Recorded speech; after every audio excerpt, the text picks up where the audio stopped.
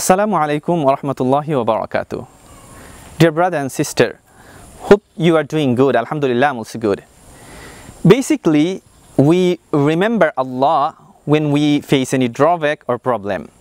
However, our Prophet sallallahu alaihi wasallam said, "Ta'arraf ila Allahi fi ar-rakha'i ya'rifuka fi shiddah." That means, remember Allah in times of ease. Allah will remember you when in times of difficulty. So dear brothers and sisters, remember Allah when you are youth. Allah will remember you in times of old ages. Remember Allah when you are healthy. Allah will remember you during the sickness. Remember Allah when you are free. Allah will remember you in your busy time. Remember Allah whilst you are alive. Allah will remember you when you are dead.